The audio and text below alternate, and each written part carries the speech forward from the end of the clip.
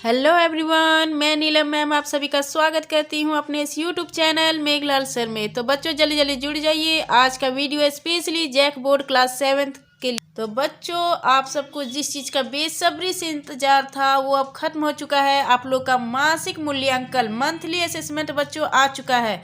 तो देखेंगे बच्चों हम लोग दिसंबर माह का सत्र 2021 से 22 का मासिक मूल्यांकन। ठीक है बच्चों, क्लास 7th के बच्चों सभी जुड़ जाइए। तो आप लोग देख लीजिए यहाँ पे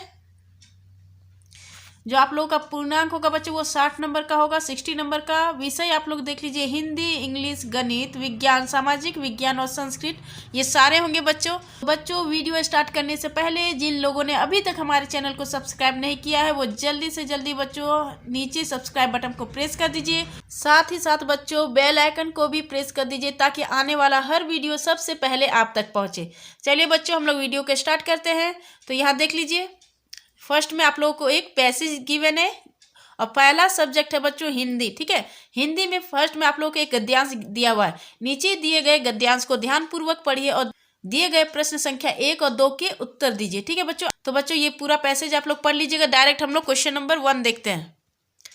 तो क्वेश्चन नंबर 1 है बच्चों, कुम्हार ने माटी के साथ अपना कैसा रिश्ता बनाया है बच्चों। तो कैसा रिश्ता बनाया है तो देखिए यहाँ पे पैसेज में देखिए बच्चों, कुम्हार ने माटी से अपना रिश्ता कभी अहंकार वाला बनाया ही नहीं। ठीक है, उसका रिश्ता तो उसके साथ एक बहुत गहरे लगाव और प्रेम का रहा है। ठीक है, कैसा रहा है बच्चों, गहरे लगाव और प्रेम का रहा है। तो ऑप्शन से देख लीजिए आपका क्या दिया हुआ है। ए है अहंकार वाला। आप लोग गलती से पैसेज को यहाँ पर अहंकार वाला जो गिवन है बच्चों, अहंकार वाला, इसे देख करके तुरंत ए मत टिक कर दीजिएगा। पूरे सेंटेंस को अच्छे से पढ़िएगा। यहाँ लिखा है अहंकार वाला बनाया ही नहीं, यहाँ नहीं भी साथ में लिखा हुआ है लेकिन लास्ट में लिखा हुआ है। तो आप लोग गलती से अहंकार वाला नहीं टिक कर दीजिएगा, उसका आगे भी पढ़ लीजिएगा थोड़ा सा। उसका रिश्ता तो इसके साथ एक बहुत गहरे लगाव और प्रेम का रहा है। ठीक है, तो ये आपका किस में है बच्चों, ऑप्शन नंबर डी में है। आप लोग देखिए ऑप्शन नंबर डी इसका बिल्कुल राइट आंसर हो जाएगा। ऑप्शन नंबर डी, प्रेम और लगाव वाला। नेक्स्ट क्वेश्चन है प्रश्न संख्या 2, सज्जात्मक शब्द में कौन सा प्रत्यय है। तो सज्जात्मक शब्द में कौन सा प्रत्यय है बच्चों, देखेंगे हम लोग। ऑप्शंस देख लेते हैं पहले, साज, सज्जा, आत्मक और डी है आत्मा। तो इसमें कौन सा हो जाएगा बच्चों, तो सज्जात्मक में प्रत्यय पूछा है बच्चों, तो प्रत्यय इसमें लग जाएगा ऑप्शन नंबर बी, सज्जा। तो नेक्स्ट क्वेश्चन है क्वेश्चन नंबर 3, निम्नलिखित शब्दों में से किन्हीं दो शब्दों के दो दो पर्यायवाची शब्द लिखने, किसी दो का लिखना है। ठीक है बच्चों, तो किसी दो का भी आप फूल का लिख लीजिए, निद्रा का लिख लीजिए, प्रकाश का लिख लीजिए, संसार का लिख लीजिए, पुत्र का लिख लीजिए, किसी भी दो का लिखना है। फूल का आप लिख लीजिएगा पुष्प, कुसुम। ठीक है, उसी तरह निद्रा का नींद हो जाएगा। ठीक है, प्रकाश का देख लीजिए बच्चों, प्रकाश का रोशनी हो जाएगा। और क्या हो जाएगा, ज्योति हो जाएगा, कुछ भी हो सकता है, ज्योति, या फिर क्या हो जाएगा, उजाला, उजाला। ठीक है, पुत्र का बेटा, सूत, संसार का दुनिया, जगत, कुछ भी हो सकता है बच्चों। ठीक है, तो आप लोग किसी दो का ही आपको लिखना है। क्वेश्चन नंबर 4 है, कुम्हारों की नई पीढ़ियां कुंभकारी के पेशे को क्यों नहीं अपनाना चाहती हैं। तो देख लीजिए बच्चों, इसका आंसर हम लोग देखते हैं। तो देखेंगे बच्चों, कुंभकारों की नई पीढ़ियां कुंभकारी के पेशों को नहीं अपनाना चाहती हैं क्योंकि अब पहले जैसा लोगों के हृदय में कुंभकारों के द्वारा बनाए गए वस्तुओं को खरीदने की इच्छा अब नहीं रही है। ठीक है, आप लोग फटाफट इसे लिख लीजिए वीडियो को पॉज करके। ठीक है, तो बढ़ते हैं हम लोग अगले क्वेश्चन की ओर। बच्चों अगला क्वेश्चन है प्रश्न संख्या 5, निम्नलिखित पंक्तियों का अर्थ स्पष्ट कीजिए। तो बच्चों क्वेश्चन का आंसर आप लोग देख लीजिए। पद्यांश हमारी हिंदी के पाठ्य पुस्तक भाषा मंजरी में संकलित कविता बीज से उद्धृत है, जिसके कवि प्रकृति के सुकुमार कवि सुमित्रानंदन पंत हैं। व्याख्या है इसका, उद्यांश में कवि ने बीज और उसके अंतर में छिपी शक्ति को उजागर करने का प्रयास किया है। कवि के अनुसार मिट्टी के अंदर के दो यानी मोटा अनाज और सरसों के समान छोटा से छोटा बीज भी न तो मिट्टी बन जाता है न ही खो जाता है। उस छोटे से बीज के हृदय में डाली, तना, जड़ और पत्ते छिपे हुए होते हैं। उस बीज में ही विविध प्रकार के रंग रूप वाले फल और फूल होते हैं, साथ ही होता है हरियाली का संपूर्ण संसार। तो बच्चों आंसर को आप लोग वीडियो पॉज करके देख लीजिएगा। ठीक है, अच्छे से लिख लीजिए अपने नोटबुक में। तो हम लोग बढ़ते हैं अगले क्वेश्चन की ओर। तो बच्चों हम लोग नेक्स्ट क्वेश्चन की ओर चलते हैं। नेक्स्ट है हमारा इंग्लिश का। इंग्लिश में देखिए बच्चों, read the given line and answer the questions that follow. Nelson Mandela was born on 18 July 1980 in Transkei, South Africa. His father died when he was 12। तो बच्चों ये पैसेज आप लोग पढ़ लीजिएगा, अब इससे रिलेटेड क्वेश्चन है आपको, ठीक है। In which year did Mandela's father died. Mandela's के फादर कब डाइड हो जाते हैं बच्चों? तो यहाँ पे क्वेश्चंस में आप लोग देखिएगा, his father died when he was 12, जब वो 12 ईयर के होते हैं, ठीक है। और यहाँ पे आपको ईयर दिया हुआ है, तो ईयर निकालने के लिए आप लोग को क्या करना है बच्चों, जो मंडेला का जो डेट ऑफ बर्थ है 1918, उसमें क्या कीजिएगा 12 को ऐड कर देना है, ठीक है। तो 8 और 2 कितना हो जाएगा 0, हाथ में रहा 1, यहाँ हो जाएगा 3, यानी 1930, यानी ऑप्शन नंबर सी बच्चों बिल्कुल राइट है, ठीक है। नेक्स्ट है बच्चों, in which year was Nelson Mandela elected as the national president of ANCYL। ANCYL जो है उसके वो प्रेसिडेंट कब चुने गए थे? तो यहाँ देखिएगा बच्चों, African national Congress youth league, ठीक है, ANCYL इसी का शॉर्ट फॉर्म है, ANCYL का शॉर्ट फॉर्म है। इन 1950 he become it's national president. तो इसका राइट ऑप्शन हो जाएगा ऑप्शन नंबर डी। अब हम लोग देखते हैं नेक्स्ट क्वेश्चन। क्वेश्चन नंबर 2 है, what is the greatest gift for the dying people according to the poem we're the world. तो इसका राइट आंसर हो जाएगा बच्चों क्वेश्चन नंबर 2 का देखिए, the greatest gift of all the dying people is to extend your hand so that life can be saved. तो next question है question number 3, when can a change truly come according to the poem we are the world. इस जो poem का नाम है बच्चों we are the world, इसके according when change truly come. तो इसका राइट आंसर देखते हैं हम लोग। तो इसका राइट आंसर होगा बच्चों, when you are down and you see no hope at all we should stand together as one so that no one can realise that there is no way to come out of distress. ठीक है बच्चों, इसका right answer आप लोगों ने देख लिया। Next चलते हैं अगले वीडियो की ओर। नेक्स्ट है question number 4, fill in a blanks as instructed in the brackets. अब आपको fill in a blanks fill up करना है, जो आपको इंस्ट्रक्शन दिया हुआ है ब्रैकेट में, तो उसी के अनुसार आपको फिलअप करना है, ठीक है। जैसे आपको यहाँ दिया हुआ है question number A, I blank the job. तो इसमें आपको क्या भरना है, past perfect form of the verb, leave का पास्ट परफेक्ट फॉर्म भरना है, ठीक है। तो लिफ्ट का क्या हो जाएगा बच्चों, पास्ट परफेक्ट हो जाएगा आई हैव, और लीव का पास्ट क्या हो जाएगा लेफ्ट, ठीक है, LAFT left, have left the job, I have left the job, ठीक है। नेक्स्ट देखेंगे question number B, my father blank the vegetables. तो इसमें आपको क्या भरना है, प्रेजेंट परफेक्ट कंटिन्यूअस फॉर्म, ठीक है। किसका, बाय का, बाय का आपको प्रेजेंट परफेक्ट कंटिन्यूअस डालना है। तो my father has been buying, इसमें क्या हो जाएगा, हैज़ बीन बाइंग, बाय का बाइंग हो जाएगा, क्योंकि यहाँ कंटिन्यूअस बोला है तो बाइंग हो जाएगा, ठीक है। Has been buying, my father has been buying the vegetables, ठीक है। नेक्स्ट चलते हैं हम लोग question number C, the guest blank. तो यहाँ भरना है आपको present perfect form of the verb, arrive का प्रेजेंट परफेक्ट भरना है, ठीक है।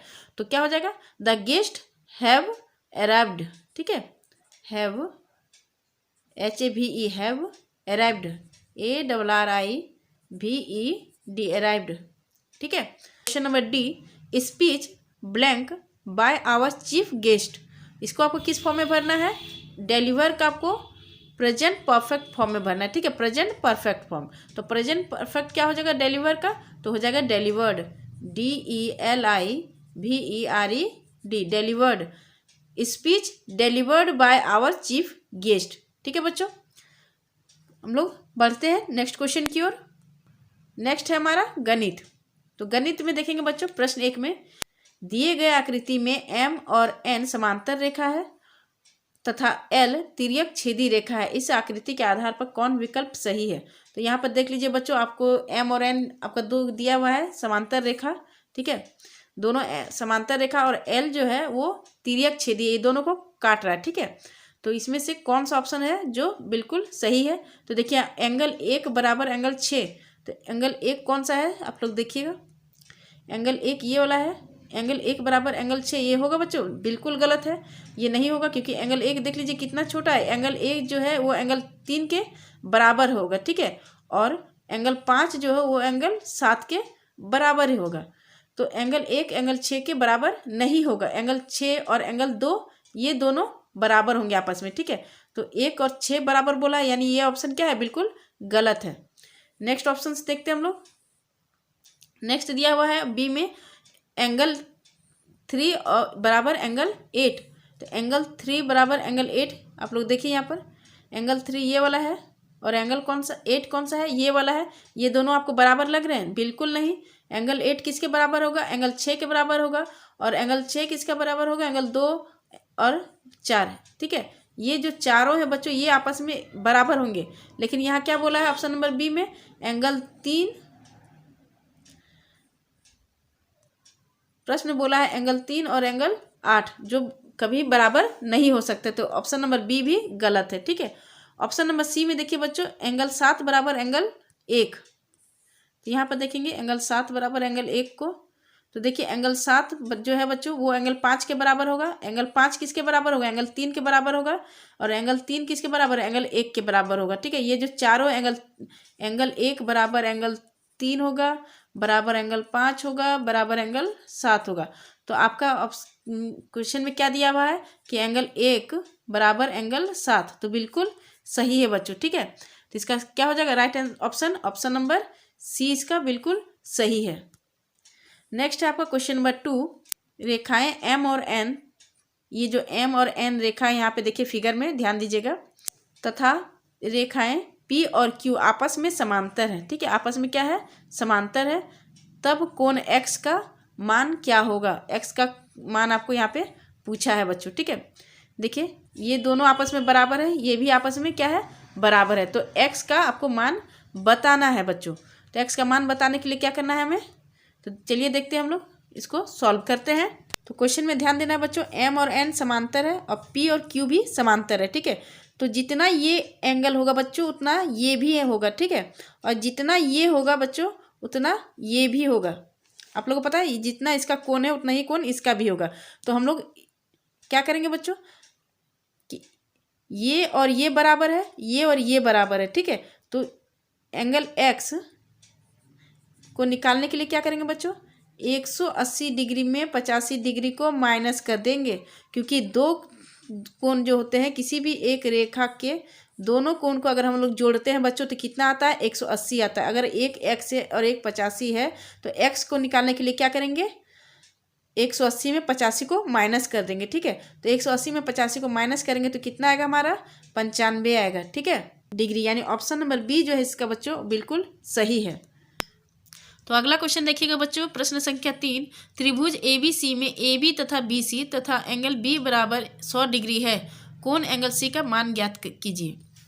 कोण एंगल C का मान ज्ञात कीजिए। तो देखेंगे बच्चों यहाँ पर हम लोग ध्यान दीजिएगा बच्चों, ट्रायंगल ABC है। ट्रायंगल ABC में बच्चों एंगल B बराबर आपको क्या दिया हुआ है? 100 डिग्री आपको दिया हुआ है, ठीक है। और ए बी जो बच्चों वो बराबर किसके दिया हुआ है? BC के दिया हुआ है क्वेश्चन में, ठीक है। तो इससे क्या होता है बच्चों कि AB बराबर BC है, तो यहाँ लिखिएगा आप लोग अतः एंगल A बराबर एंगल C, ठीक है। क्यों? तो समद्विबाहु के कोण है, ठीक है। समद्विबाहु एंगल के कोण आप लोग लिख लीजिएगा, इस तरह ब्रैकेट में लिख दीजिएगा, हो गया। इसीलिए एंगल ए बराबर क्या हो गया? एंगल सी हो जाएगा, ठीक है। जब इतना आप लोग का हो जाएगा बच्चों, इतना लिख लीजिए। उसके बाद लिखना है, फिर लिखिएगा आप लोग बच्चों कि एंगल ए जो एंगल के अंत कोणों का योग कितना होता है बच्चों? तो अंत कोणों का योग होता है angle A plus angle B plus angle C equal to 180 degree. तो एंगल ए और एंगल सी आपका बराबर होता है। अभी मैंने थोड़ी देर पहले बताया एंगल ए बराबर एंगल सी, तो एंगल ए बराबर एंगल सी होगा तो 2 एंगल ए लिख दीजिए आप। 2 एंगल ए लिखिए चाहे 2 एंगल सी लिखिए, बात बराबर है, ठीक है, क्योंकि दोनों आपस में क्या है? बराबर है। Plus angle B equal to कितना हो जाएगा 180 डिग्री। अब एंगल बी क्या हो जाएगा बच्चों, इस साइड आएगा तो क्या हो जाएगा माइनस में हो जाएगा, तो लिखेंगे 2 angle A equal to 180 degree minus angle B. तो 2 angle A equal to 180 degree minus angle B कितना दिया हुआ है 100 डिग्री आपको दिया हुआ है। तो यहाँ पे फिर देखेंगे बच्चों कि एंगल ए बराबर कितना हो जाएगा, 180 में 100 जाएगा कितना बचेगा 80 डिग्री बचेगा, ठीक है। और एंगल ए के साथ 2 क्या है गुना में है, तो ये गुना कहाँ जाएगा बच्चों, तो वो नीचे जाएगा, ठीक है। तो 80 के नीचे आ जाएगा 2, यहाँ आ गया 2, यहाँ 2 ए के साथ गुना था और ये कहाँ आ गया नीचे आ जाएगा, ठीक है। 2 से जब इसको भागा देंगे तो कितना आ जाएगा 40 डिग्री, यानी एंगल ए कितना है 40 है, ठीक है। तो एंगल सी ए के बराबर है, तो एंगल सी भी कितना हो जाएगा 40 डिग्री हो जाएगा, यानी एंगल ए हो जाएगा 40 डिग्री, एंगल सी भी कितना हो जाएगा 40 डिग्री, ठीक है। अच्छे से समझिए, एंगल ए कितना हो गया, एंगल ए कितना निकला हमारा 40 डिग्री और एंगल सी भी कितना निकल गया 40 डिग्री। तीनों कोणों का मान आप लोग को ज्ञात हो गया बच्चों, आराम से लिख लीजिएगा आप लोग, वीडियो को पॉज कर करके आप लोग अच्छे से लिख लीजिएगा। नेक्स्ट क्वेश्चन है क्वेश्चन नंबर 4, ए बी और सी डी समांतर रेखाएं हैं, ठीक है बच्चों। ए बी और सी डी क्या है समांतर रेखा है। तो आकृति में दिए माप के आधार पर एंगल एफ ई जी यानी ये वाला कोण बच्चों, ठीक है, का माप ज्ञात कीजिए। ये वाला को माप ज्ञात करना है अंदर वाला, ठीक है, किसका, ये देखिएगा ये अंदर वाला कोण आपको ज्ञात करना है एफ ई जी, ठीक है ना। एंगल ए ई जी बराबर एंगल ई जी डी क्यों है, तो एकांतर अंतः कोण है, ठीक है, एकांतर अंतः कोण, समझ गए बच्चों। नेक्स्ट लाइन में हम लोग लिखेंगे एंगल ए ई एफ बराबर plus angle F E G बराबर क्या हो जाएगा एंगल ई जी डी, ठीक है। ये कोण प्लस ये कोण बराबर क्या हो जाएगा ये कोण, ठीक है बच्चों। नेक्स्ट क्या हो जाएगा आप लोग को, ये ए ई एफ आपका दिया हुआ है बच्चों 45 degree plus angle F E G बराबर कितना हो जाएगा ई जी डी कितना दिया हुआ है आपका 125 डिग्री दिया हुआ है, ठीक है। अब लिखेंगे बच्चों एंगल एफ ई जी बराबर क्या हो जाएगा, ये 45 किधर चल जाएगा बच्चों, इधर आएगा तो क्या हो जाएगा माइनस में हो जाएगा, तो 125 माइनस 45 डिग्री, तो कितना हो जाएगा बच्चों यहाँ पर हमारा निकल जाएगा 80 डिग्री, ठीक है। यानी जो कोण हमारा दिया हुआ है यहाँ पर हमारा निकालने के लिए कहा गया है क्वेश्चन में, क्या क्वेश्चन में क्या निकालने बोला एंगल एफ ई जी जो निकालने के लिए बोला गया एफ ई जी, ठीक है। ये कोण जो हमको निकालने के लिए कहा गया ये कितना है 80 डिग्री है, ठीक है। तो आप लोगों ने अच्छे से समझ लिया है, मैं वीडियो को पॉज करके आप लोग देख लीजिएगा। नेक्स्ट क्वेश्चन की ओर बढ़ते हैं हम लोग। तो नेक्स्ट क्वेश्चन दिया हुआ है सोनी के दादाजी की उम्र सोनी की उम्र का 5 गुना है, दोनों की उम्र का अंतर 60 वर्ष है, सोनी और उसके दादाजी की उम्र क्या है। तो इसमें हम लोग को उम्र निकालना है, ठीक है बच्चों, इसको ध्यान से देखिएगा आप लोग। तो बच्चों देखिए आप लोग, माना कि सोनी की उम्र x वर्ष है, ठीक है, आप लोग सोनी की उम्र को क्या कर लेंगे मानेंगे, ठीक है। उसके बाद करेंगे दादाजी की उम्र, दादाजी की उम्र कितनी है बच्चों, तो ये आपको क्वेश्चन में दिया है कि उसके 5 गुना है, तो इसलिए हम लोग लिखेंगे सोनी की उम्र से 5 को गुना कर देंगे, यानी सोनी का उम्र x है तो उसको में 5 को गुना कर देंगे, तो वो क्या हो जाएगा 5x वर्ष हो जाएगा, ठीक है। अब प्रश्न के अनुसार देखेंगे बच्चों, प्रश्नानुसार दोनों की उम्र को जोड़ के कितना होता था 60 होता था, तो दोनों को उम्र को हम लोग क्या करेंगे यहाँ पे घटाएंगे आपस में, ठीक है, क्योंकि हमें सोनी की उम्र और दादाजी की उम्र को निकालना है। तो दोनों को अगर हम आपस में दोनों का उम्र का अंतर बच्चों हम लोग को दिया हुआ है 60 वर्ष, ठीक है, तो अंतर मतलब माइनस, तो दादाजी की उम्र में हम लोग क्या करेंगे सोनी की उम्र को क्या करेंगे माइनस करेंगे, तो कितना हो जाएगा हमको 60 बराबर में हम लोग लिखेंगे 60। उसके बाद बच्चों आप लोग ध्यान दीजिएगा कि दोनों को उम्र को जब माइनस करेंगे तो कितना आ जाएगा 4x आएगा, तो 4x बराबर क्या हो जाएगा 60 हो जाएगा। अब ये जो 4x के साथ गुना है बच्चों, तो आप लोग क्या है 4 जो x के साथ गुना है जब इस साइड आएगा तो वो कहाँ आ जाएगा नीचे आ जाएगा, ठीक है, नीचे आएगा, तो x बराबर क्या हो जाएगा 60/4 हो जाएगा। इन दोनों को आपस में जब हम लोग कट करेंगे बच्चों तो कितना आएगा हमारा 15 आएगा, ठीक है, यानी कि x का मान हमारा कितना आ गया है 15 आया है। तो हमें यहाँ पे देखिएगा तो अतः सोनी का उम्र x है, यानी x का मान हमारा 15 आया, यानी सोनी का उम्र कितना हो गया, 15 वर्ष हो गया।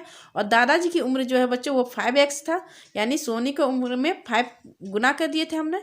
तो अब वही करेंगे बच्चों, यहाँ सोनी का उम्र में हम लोग 5 को गुना कर देंगे तो कितना आएगा, 75 वर्ष आएगा। ठीक है, तो 75 वर्ष हो गया उसके दादाजी का उम्र, और सोनी का उम्र कितना है, 15 वर्ष है। ठीक है बच्चों, तो आप लोग ध्यान से देख लीजिए और वीडियो को पॉज करके अच्छे से लिख लीजिए आप लोग। अगले क्वेश्चन की ओर बढ़ते हैं हम लोग। अगला है हमारा विज्ञान।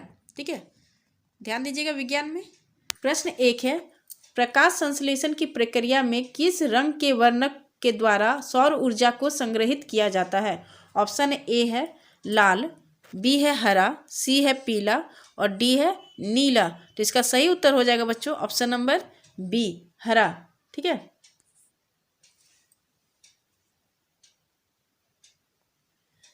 नेक्स्ट है बच्चों क्वेश्चन नंबर 2, किस पौधे में स्वपोषण और विषम पोषण दोनों तरह की पोषण विधि पाई जाती है। ए है लाइकेन, बी है कीट भक्षी पौधे, सी है अमरबेल और डी है फलीदार पौधे। तो इसका राइट आंसर हो जाएगा बच्चों ऑप्शन नंबर बी, कीट भक्षी पौधे। नेक्स्ट है क्वेश्चन नंबर 3, चक्रवात में आने की संभावना किन क्षेत्रों में ज़्यादा होती है। तो इसका देख लेते हैं बच्चों, डायरेक्ट यहीं पे देख लीजिए आप लोग क्वेश्चन में कि चक्रवात के आने की संभावना समुद्र के तटीय क्षेत्र में सबसे ज्यादा होती है। ठीक है, समुद्र के तटीय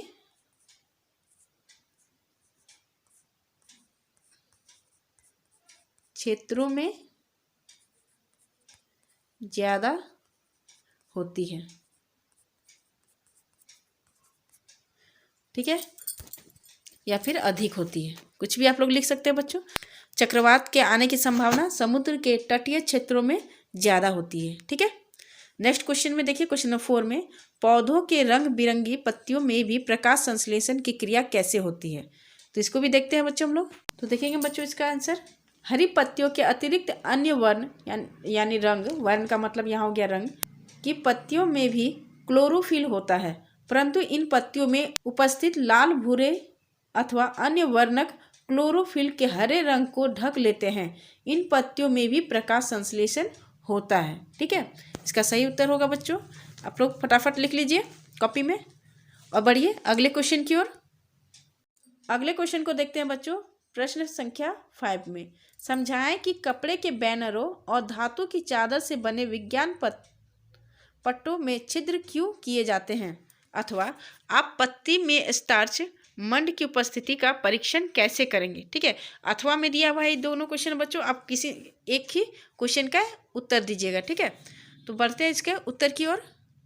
इसका सही उत्तर देखेंगे बच्चों, देखिए, कपड़े के बैनरों और धातु की चादर से बने विज्ञापन में छिद्र इसलिए दिए जाते हैं कि हवा का आगमन आसानी से हो पाए, जिससे बैनर या चादर के विज्ञापन को कोई क्षति न पहुंचे, इसलिए कि आयु बढ़ जाती है। ठीक है, तो फटाफट लिख लीजिएगा, वीडियो को पॉज करके हम लोग आगे बढ़ते हैं। नेक्स्ट जो आपको अथवा में दिया गया है बच्चों, आप पत्ती में स्टार्च यानी मंड की उपस्थिति का परीक्षण कैसे करेंगे। तो ये आपके स्कूल में करवाया गया होगा परीक्षण, तो आप लोग जैसे जैसे आपको स्कूल में बताया गया होगा वैसे ही वैसे आप लोग इसे अपने से लिख लीजिएगा। ठीक है, हम लोग नेक्स्ट सामाजिक विज्ञान की ओर चलते हैं। आगे बढ़ने से पहले बच्चों, जिन लोगों ने अभी तक हमारे चैनल को सब्सक्राइब नहीं किया है वे जल्दी से जल्दी चैनल को सब्सक्राइब कर ले और बेल आइकन को भी प्रेस कर ले, ताकि आगे आने वाले सारे वीडियो सबसे पहले आप तक पहुँचे बच्चों। तो चलिए फटाफट हम लोग सामाजिक विज्ञान में देखते हैं। फटाफट एक लाइक भी लगा दीजिए बच्चों, और वीडियो अगर आपको अच्छा लगे तो इसे ज़्यादा से ज़्यादा शेयर भी कर दीजिएगा बच्चों। ठीक है, तो प्रश्न 1 है, बाजार में कारखाना मालिक से लेकर थोक व्यापारी, खुदरा या फुटकर व्यापारी तक व्यापारियों की एक लंबी श्रृंखला होती है।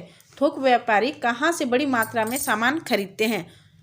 ऑप्शंस देखेंगे बच्चों, किसानों या कारखानों से, बी है मॉल से, सी है ऑनलाइन शॉपिंग से और डी है बैंक से। तो इसका सही उत्तर हो जाएगा बच्चों ऑप्शन नंबर ए, किसानों या कारखानों से। ठीक है, ऑप्शन नंबर ए इसका बिल्कुल सही उत्तर होगा। प्रश्न 2 है, भारत जैसे गर्म, आर्द्र एवं उष्ण कटिबंधीय क्षेत्रों में अक्सर तड़ित झंझा विकसित होते रहते हैं, जिसके परिणाम स्वरूप बिजली कौंधती है और ध्वनि उत्पन्न होती है। तड़ित झंझा का क्या अर्थ है।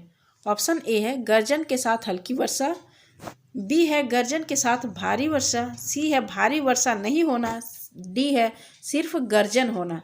तो इसका सही उत्तर हो जाएगा बच्चों ऑप्शन नंबर बी, गर्जन के साथ भारी वर्षा। ठीक है, नेक्स्ट क्वेश्चन है क्वेश्चन नंबर 3, जादव पटिया शैली क्या है? ऑप्शन है एक गांव, बी है लोक कला, सी है लोकगीत और डी है लोक नृत्य। तो इसका सही उत्तर हो जाएगा बच्चों ऑप्शन नंबर बी, लोक कला। ठीक है, नेक्स्ट क्वेश्चन की ओर बढ़ते हैं। प्रश्न संख्या 4, वर्तमान में लोग कीमतों का भुगतान डेबिट कार्ड या क्रेडिट कार्ड के द्वारा कर रहे हैं। अगर आपको क्रेडिट कार्ड या डेबिट कार्ड का उपयोग करने को दिया जाए तो किन जगहों पर इसका उपयोग करेंगे, उदाहरण सहित बताइए। तो चलिए बच्चों इसका उत्तर देखते हैं हम लोग। यदि हमें डेबिट कार्ड या क्रेडिट कार्ड का उपयोग करना होगा तो हम इसका उपयोग बड़े बड़े दुकानों से सामान खरीदने, मॉल से सामान खरीदने, यात्रा टिकट बुक करने, ऑनलाइन करने आदि में करेंगे। ठीक है बच्चों, कहाँ कहाँ करेंगे? बड़े बड़े दुकानों से सामान खरीदने में, मॉल से सामान खरीदने में, यात्रा टिकट बुक करने में और ऑनलाइन शॉपिंग करने आदि में करेंगे। ठीक है, तो फटाफट इसे बच्चों लिख लीजिए, वीडियो पॉज करके लिख लीजिएगा। ठीक है बच्चों, पवन धाराओं के प्रवाह की दिशा में लगातार परिवर्तन होता रहता है, जिसके प्रमुख कारण क्या हैं? ठीक है, तो इसका आंसर देखते हैं बच्चों हम लोग। तो बच्चों इसका सही उत्तर देख लीजिए। पवन के प्रवाह की दिशा उत्तर दिशा में उत्तर से दक्षिण की ओर अथवा दक्षिण से उत्तर की ओर होती है। दिशा में यह परिवर्तन पृथ्वी के घूर्णन के कारण होती है। तो फटाफट आंसर लिख लीजिए बच्चों, वीडियो को पॉज करके। हम लोग अगले प्रश्न की ओर बढ़ते हैं। अगला प्रश्न है प्रश्न संख्या 6, झारखंड की भाषा परिवार में शामिल भाषाओं के बारे में बताइए।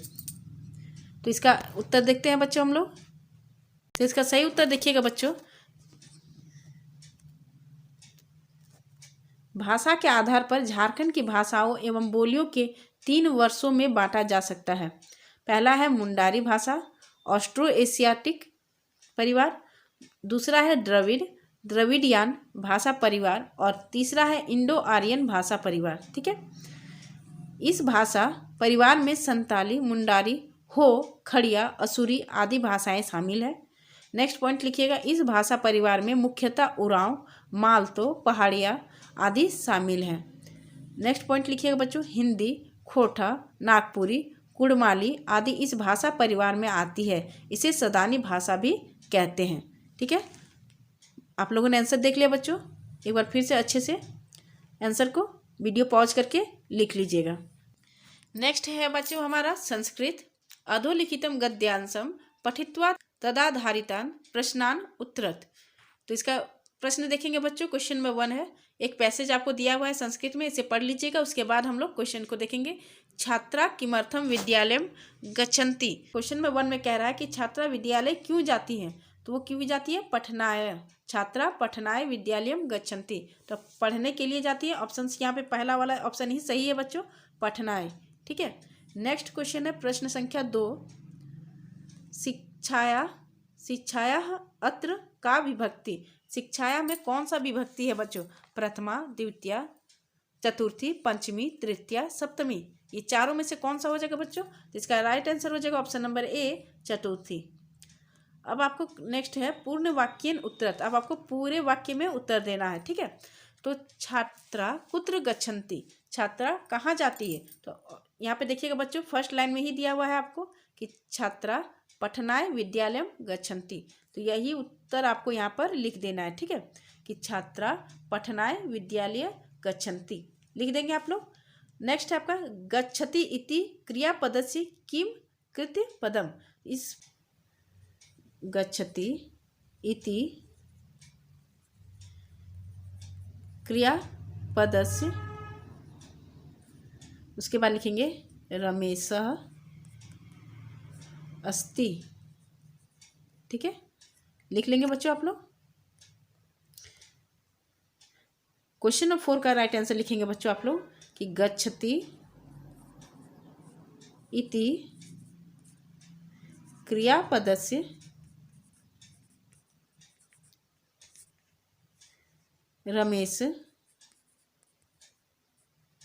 रमेशः